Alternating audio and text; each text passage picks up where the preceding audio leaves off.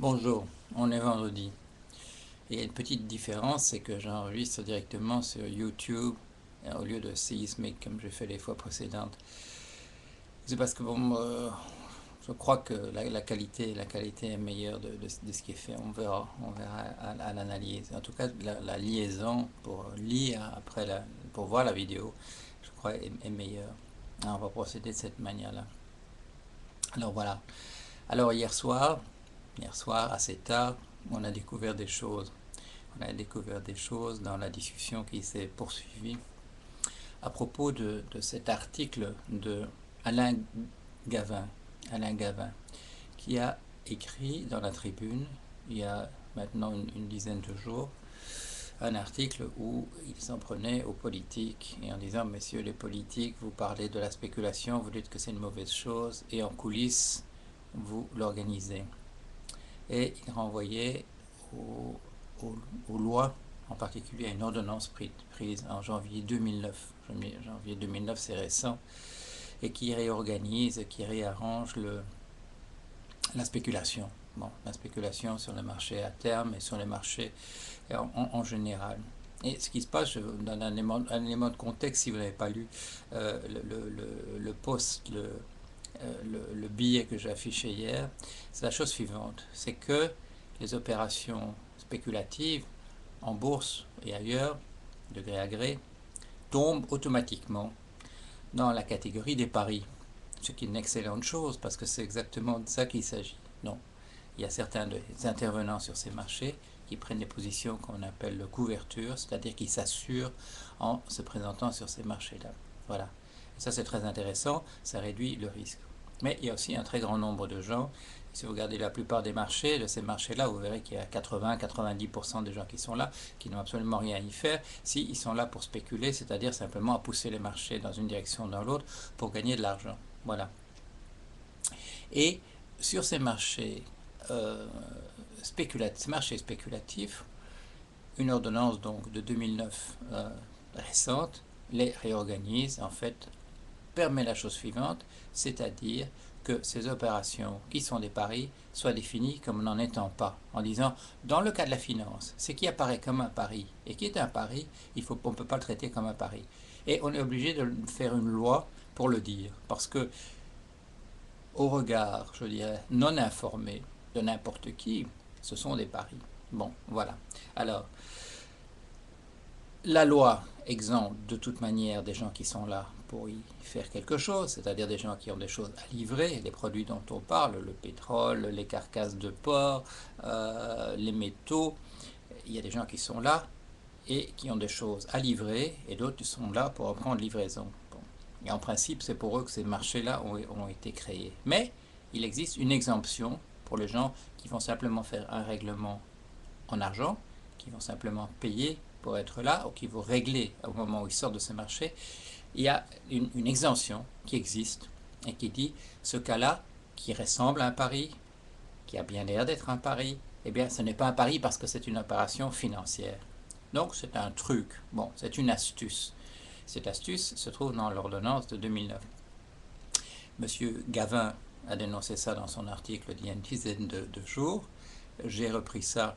J'ai commencé par répondre à des commentaires qui étaient faits à ce propos-là, puis c'est finalement devenu un billet. Et j'ai dit, y a-t-il un juriste dans la salle qui puisse nous aider à débrouiller cette affaire? Et en remontant, on s'aperçoit que tout ça remonte en fait déjà à une loi beaucoup plus ancienne, de 1885.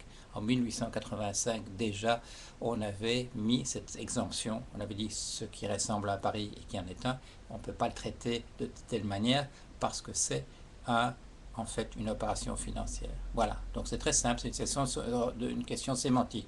Un pari, si c'est une opération financière, ce n'est plus un pari. Voilà. Alors, quelle est l'explication? On va continuer à regarder, puisque bon, on a mis ça, j'ai mis mon billet relativement tard hier soir, on va continuer à en discuter. Certains d'entre vous ont déjà fait l'archéologie, on est allé voir. En fait, en 2009, en janvier 2009, c'est un lifting, comme on dit. On a repris les choses assez anciennes, on les a redéfinies un petit peu d'autre manière. C'était quand même une occasion, on aurait pu faire quelque chose, hein, parce qu'on était en janvier 2009.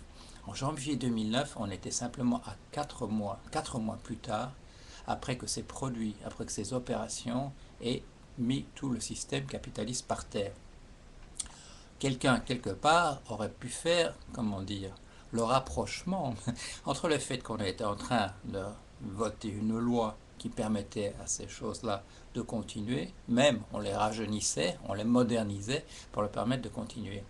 Il y a quand même, comment dire, un disconnect, comme on dit en anglais. Il y a quand même quelque chose qui n'est pas passé. Hein. C'était quand même un drôle de moment pour moderniser ces choses-là qui nous avaient pratiquement mis par terre. Bon, ça a coûté très cher.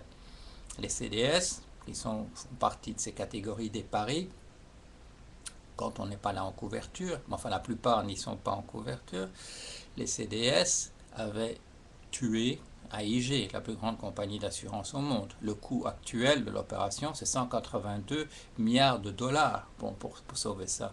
Je n'ai plus les chiffres en tête exactement ce qui s'est passé sur les marchés monétaires dans les semaines qui ont suivi la faillite de Lehman Brothers. Mais enfin, c'est quand même au moins 500 milliards de dollars qu'il a fallu mettre là-dedans dans l'opération pour arrêter l'hémorragie.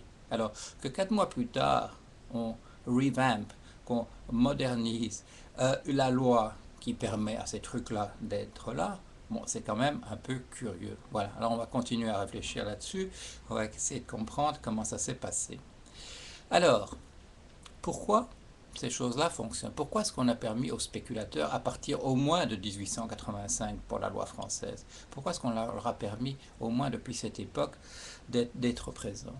Eh bien, il suffit de lire, lisez l'argent de Zola. Bon, ça vous parle de la faillite de la Banque de l'Union Générale. Ça s'appelle la Banque universelle dans le roman. Ça vous montre que ces années-là, je dirais les années à partir de 1850 jusqu'à 1890, c'est l'âge d'or de la spéculation. Bon, l'âge d'or est revenu. Il est revenu en 2000, je sais pas, en 2004-2005, il est revenu. Ça n'a pas duré très longtemps, l'âge d'or de la spéculation. Bon, elle est toujours là en arrière-plan. Enfin, elle a pratiquement tué la bête. Donc, c'est pas aussi, il n'y a pas eu 40 ans d'une activité florissante comme dans ces années-là, en 1850. Alors à quoi ça servait ces marchés-là? Eh bien, ces marchés à terme qu'on a créés à cette époque-là. Alors on vous dit, bon c'est très bien, il y avait des gens qui devaient vendre des choses, d'autres qui voulaient en acheter, ils voulaient s'assurer au moment où ils voulaient passer le contrat avant pour que les fluctuations qui auraient lieu après, parce que la récolte serait moins bonne, etc., qu'on se mette d'accord sur le prix avant. Et alors, on a créé ces marchés comme le CBOT, Chicago Board of Trade aux États-Unis, où on vendait essentiellement des vaches et du cuir, si j'ai bon souvenir. Et voilà, c'est comme ça que ces marchés ont commencé. Alors, pourquoi est-ce qu'on a permis aux spéculateurs d'être là et de manière aussi présente qu'ils l'ont été? Eh bien, la raison qu'on vous donne, et qu'eux-mêmes vous donnent aujourd'hui, ils vous disent, c'est parce qu'on apportait de la liquidité. Ne leur posez pas la question qu'est-ce que ça veut dire exactement, ils sont incapables de vous le dire. Si, en gros, ça veut dire plus on est de fous, plus on s'amuse. Bon, mais est-ce que c'est une raison technique? Est-ce que c'est vraiment pour ça qu'on a créé ces marchés-là? Eh ben, en fait, non. Hein, c'est pas pour ça que ces marchés ont été. Cette histoire de liquidité, c'est pas ça l'explication. Pourquoi est-ce que les spéculateurs ont été autorisés sur ces marchés dès le départ et pourquoi est-ce qu'ils y constituent toujours une majorité quasi absolue? Eh bien, c'est très très simple. C'est eux qui ont organisé ces marchés. C'est eux qui les ont créés. Et pourquoi est-ce qu'ils les ont créés? Parce que ça rapportait beaucoup d'argent. Ça rapportait beaucoup d'argent en 1850, ça rapporte toujours beaucoup d'argent maintenant. Alors voilà, c'est pour ça qu'on en est là. Il faut continuer à regarder. Lisez le livre de M. Jean de Maillard qui s'appelle L'arnaque. Ça s'appelle, attendez que je regarde le sous-titre, je vais vous regarder, ça s'appelle La finance au-dessus des lois et des règles. Et il commence son livre en vous disant est-ce qu'on parle de criminalité? Et puis il dit non, criminalité c'est peut-être un mot un peu fort. Est-ce qu'il faut parler de fraude?